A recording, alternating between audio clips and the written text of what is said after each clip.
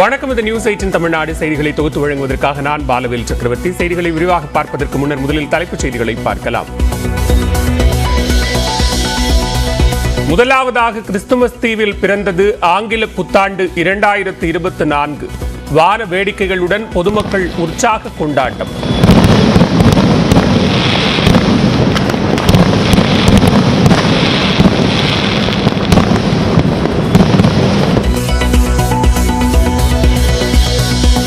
நாளை மறுதினம் திருச்சி வருகிறார் பிரதமர் நரேந்திர மோடி.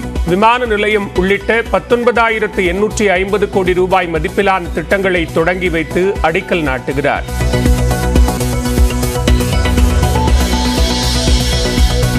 பிரதமர் மோடியின் வருகையொட்டி திருச்சியில் நாளை இரவு 8 மணி முதல் போக்குவரத்து மாற்றம் என ஆட்சியர் அறிவிப்பு. விமான நிலையத்திற்கு செல்லும் பாஜகவினரின் வாகனங்களுக்கு 2ஆம் தேதி காலை 9 மணி வரை மட்டுமே புதுக்கோட்டை சாலையில் செல்ல அனுமதி. சாதனைகளை தொடர்ந்து படைக்க 2024ஆம் ஆண்டை வரவேற்கிறேன். முதலமைச்சர் மு.க. ஸ்டாலினின் புத்தாண்டு வாழ்த்து பதிவு.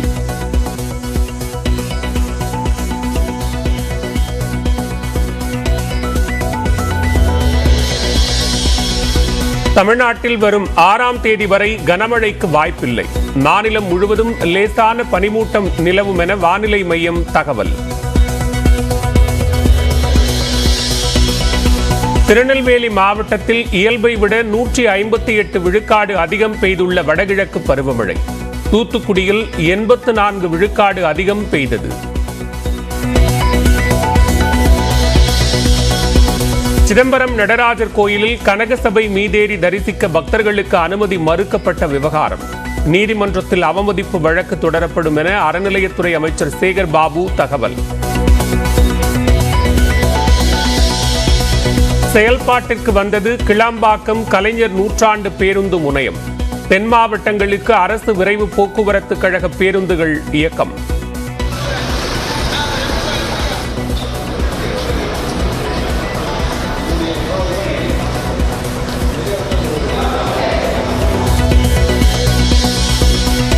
பொங்கல் பரிசு தொகுப்பை உடனடியாக அறிவிக்க பாமக நிறுவனர் ராமதாஸ் வலியுறுத்தல்.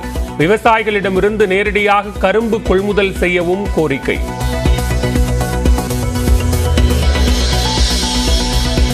விஜயகாந்த் உடலுக்கு நேரில் அஞ்சலி செலுத்த முடியாத நிலையில் குடும்பத்தினருக்கு ஆறுதல் கூறிய டிடிவி தினகரன். பொது இடத்தில் விஜயகாந்திற்கு மணிமண்டபம் கட்ட அரசு நடவடிக்கை எடுக்க வேண்டும் என வலியுறுத்தல்.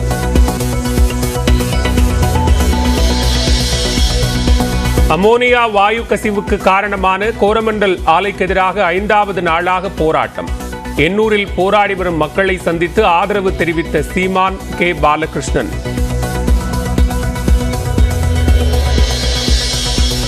நட்சத்திர விடுதிகளில் புத்தாண்டு கொண்டாட்டத்திற்கு நள்ளிரவு 1 மணி வரை மட்டுமே அனுமதி.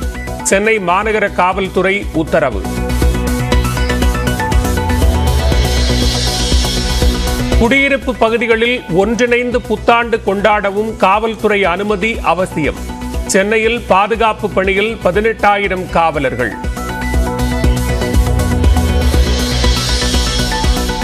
சென்னை மரீனா உள்ளிட்ட கடற்கரை சாலைகளில் இன்று இரவு 8 மணிக்கு மேல் வாகனங்கள் செல்ல தடை.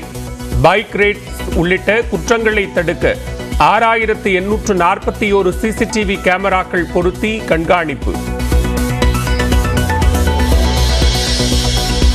கட்டுப்பாடுகளுடன் புத்தாண்டு கொண்டாட தயாராகி வரும் புதுச்சேரி நகரம். மதுபானம் விற்பனை செய்ய இன்றிரவு 1 மணி வரை அனுமதி. புதுச்சேரியில் கடலில் குளித்துக் கொண்டிருந்த மாணவ மாணவிகள் 4 பேரை ராட்சத அலை இழுத்துச் சென்றது. தேடும் பணி தீவிரம். புத்தாண்டு மற்றும் தொடர் விடுமுறையொட்டி உதகையில் குவிந்த சுற்றுலா பயணிகள். கொடைக்கானலிலும் குவிந்து இதமான சூழலை அனுபவித்து மகிழ்ச்சி.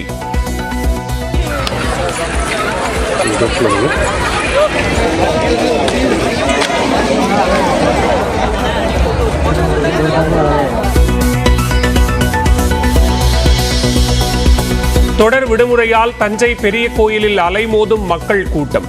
கடும் போக்குவரத்து நெரிசல்.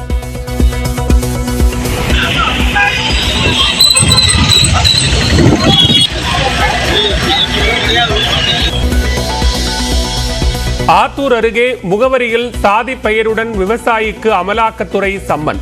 தன்னிடமிருந்து நிலத்தை அபகரிக்கும் நோக்கில் பாஜக பிரமுகரின் தூண்டுதலால் நோட்டீஸ் என விவசாயி குற்றச்சாட்டு.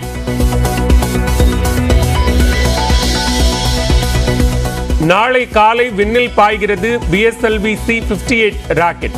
ஸ்ரீஹரிகோட்டாவில் தொடங்கியது கவுண்டவுன்.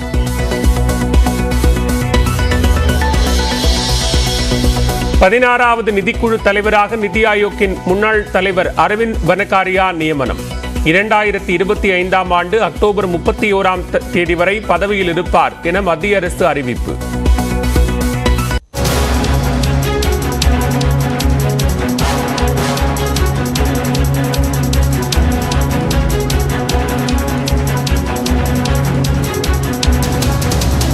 தற்போதைய அண்மை செய்தியை பார்க்கிறோம். மறைந்த தேமுதிக தலைவர் விஜயகாந்துக்கு மதுரையில் சிலை அமைப்பது குறித்து பரிசீலனை செய்து முடிவெடுக்கப்படும் என்று அறிவிக்கப்பட்டிருக்கிறது. இது தொடர்பாக மதுரை மாநகராட்சி மேயர் இந்திராணி விளக்கம் அளித்திருக்கிறார். காங்கிரஸ் MP மாணிக்கம் தாக்கூர் இது குறித்து கோரிக்கை வைத்திருந்த நிலையில் அது தொடர்பாக மதுரையைச் சேர்ந்த அமைச்சர்களுடன் ஆலோசித்து அரசுக்கு தகவல் தெரிவிக்கப்படும் என மதுரை மாநகர மேயர் இந்திராணி விளக்கம் அளித்திருக்கிறார்.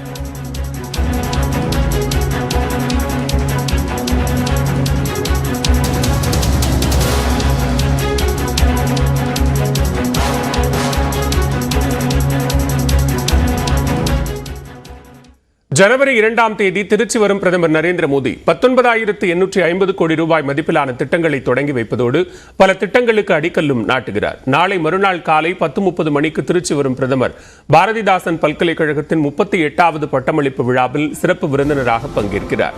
தொடர்ந்து 12 மணிக்கு நடைபெறும் விழாவில் பல்வேறு திட்டங்களை தொடங்கி வைப்பதோடு புதிய திட்டங்களுக்கு அடிக்கல்லும் நாட்டுகிறார்.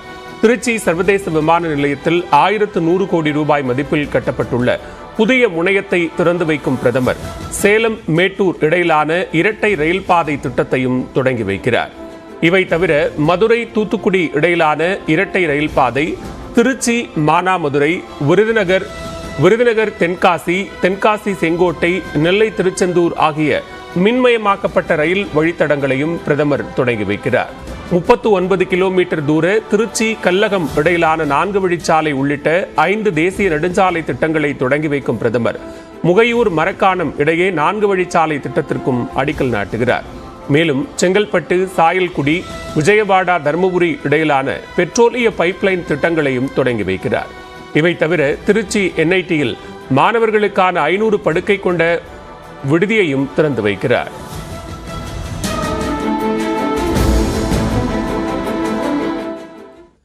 தொடர் விடுமுறை காரணமாக தஞ்சை பெரிய கோயிலில் கூட்டம் அலைமோதுகிறது. இதனால் அப்பகுதியில் கடுமையான போக்குவரத்து நெரிசல் ஏற்பட்டுள்ளது. ராஜராஜ சோழனால் கட்டப்பட்ட தஞ்சை பெருவுடையார் கோயில் யுனெஸ்கோ பாரம்பரிய சின்னமாக உள்ளது. இக்கோயிலை காண உள்நாட்டினர் மட்டுமின்றி ஏராளமான வெளிநாட்டினரும் நாள்தோறும் வருகை புரிகின்றனர். புத்தாண்டு மற்றும் அரையாண்டு விடுமுறை காரணமாக தஞ்சை பெரிய கோயிலில் தற்போது கூட்டம் அதிகரித்து காணப்படுகிறது. இதனால் பக்தர்கள் நீண்ட வரிசையில் பல மணி நேரம் காத்திருந்து சுவாமியை தரிசிக்கும் நிலை உள்ளது. மேலும் போதிய வாகன நிறுத்த வசதி இல்லாததால் வெளியூர் மற்றும் வெளி மாவட்டங்களிலிருந்து வருவோர் தங்களது வாகனங்களை கோயிலை சுற்றியுள்ள சாலைகளில் நிறுத்திச் செல்வதால் கடுமையான நெரிசல் ஏற்பட்டுள்ளது. கியூலாம் ரொம்ப சுற்றி விடுறாங்க. ஸ்ட்ரைட்டாக ஒரு சாமி பார்க்கறதுக்கு ஒரு கியூவை ஃபார்ம் பண்ண மாட்டேன்றாங்க.